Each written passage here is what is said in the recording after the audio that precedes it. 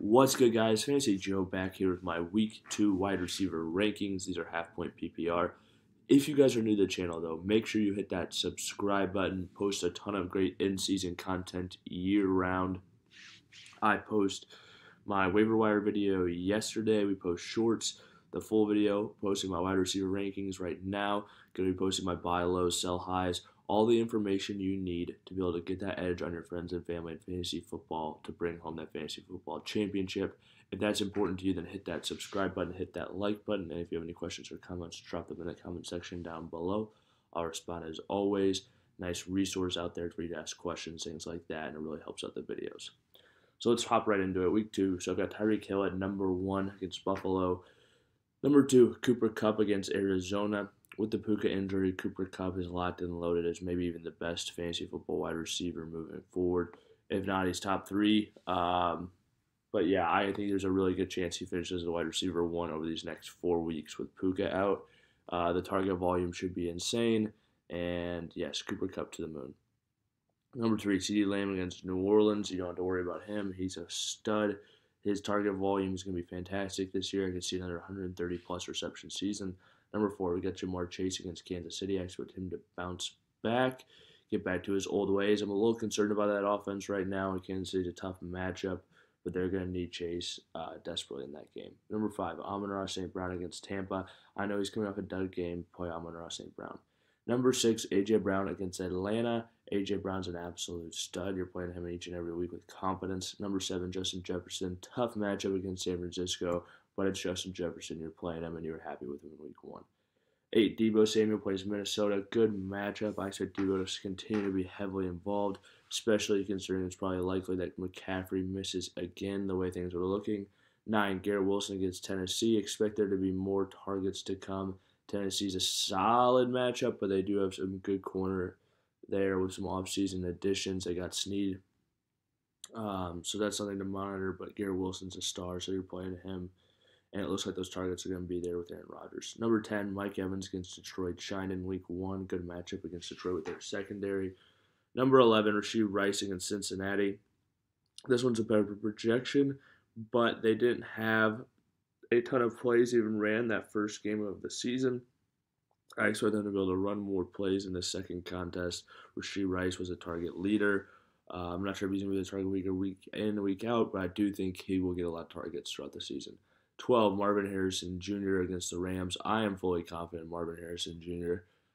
Just think it's a little slow. He's a rookie, but it's one game, people. Yeah, I would just relax on him. I think he's still going to be okay.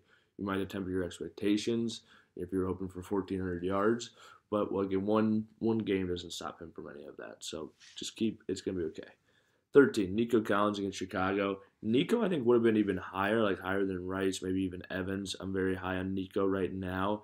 The only reason he's down a little bit lower, Chicago, is Jalen Johnson, an excellent corner. I expect him to be on Nico. No guarantee of that, but that's my projection. But if you have Nico Collins in fantasy football right now, I'd be very happy.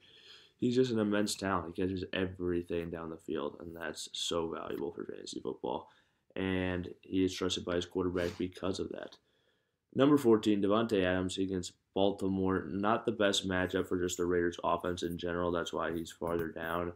I expect him to get targets, but I expect it to be a rough game for their offense. Number 15, Jalen Waddle against Buffalo. Another guy I expect to be able to shine. They hybrid condense their targets in that offense. Jalen Waddle's a stud. 16, Brandon Ayuk against Minnesota. Good matchup. I expect him to be less rusty in this next game. 17, Devonta Smith. He plays Atlanta. Another guy who's an absolute stud. Looks good in week 1.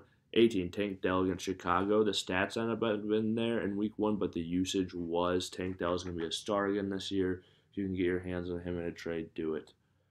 Number 19, DK Metcalf plays New England. DK, I said to bounce back. Obviously, though, we did see New England give the Cincinnati Bengals some trouble last week. 20, Chris Olave plays Dallas. I think Chris Olave is going to be back. They're going to throw in this one. Olave is a good player. 21, DJ Moore against Houston. He received a lot of targets in this last game, even though he's banged up. Monitor that situation, but I think DJ Moore is a play against Houston. I expect Caleb Williams to be a lot better moving forward. But again, you might temper your expectations with how bad he was in that first game. Michael Pittman Jr., he plays Green Bay. Only Anthony Richardson only completed 9 passes this last week, but you're just going to have to hope he can do more. But against Green Bay, it's a solid matchup, and they are to hyper target him. Number 23, you got Zay Flowers against Vegas. Flowers is a good player. I think he's the number 2 on that team. 24, Malik Neighbors against Washington. Keep the faith. He had 66 receiving yards in a game that went just about as bad as it could have for Daniel Jones in that offense. And in this game matchup against Washington, which is a lot better, I expect him. Well, the Minnesota matchup wasn't a tough one to begin with, but I think Neighbors will be better in a worse matchup against Washington. 25, George Pickens. He plays Denver. Pickens is good. He received a ton of targets this last week. I will say, watch out for Pat Surtain to be on him, which would definitely limit his upside, but he could still make one of his crazy catches down the field, even with Surtain on him. 26, Amari Cooper plays Jacksonville, another guy. He had a touchdown drop. Don't expect things like that to continue. The real reason he's farther down the list, though, has more to do with his offense and the way Deshaun Watson looked. Number 27, Drake London, another guy. I believe in the player a lot. I think Drake London's an absolute stud. I think the better things are to come for him in fantasy football. But the way Kirk Cousins looked in week 1 lowers my confidence immensely. And I just want to see some good things before I start throwing Drake London in my top 24 again. Mainly, one of the things I think, too, is I think there's a good chance Penix replaces Cousins earlier than we think.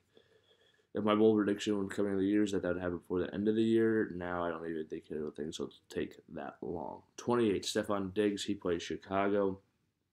Diggs is a guy who could catch touchdowns any week in this offense, but I expect people to be disappointed with one of those options in that Houston passing game every week. 29, Keenan Allen. He plays Houston. Led the league team in targets.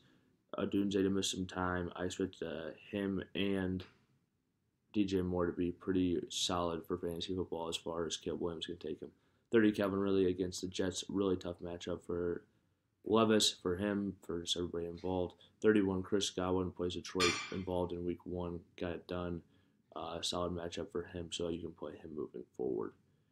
Alrighty, if you guys made it to this point in the video, please hit that like button, hit that subscribe button. If you have any questions or comments, drop them in the comment section down below. I'll respond as always.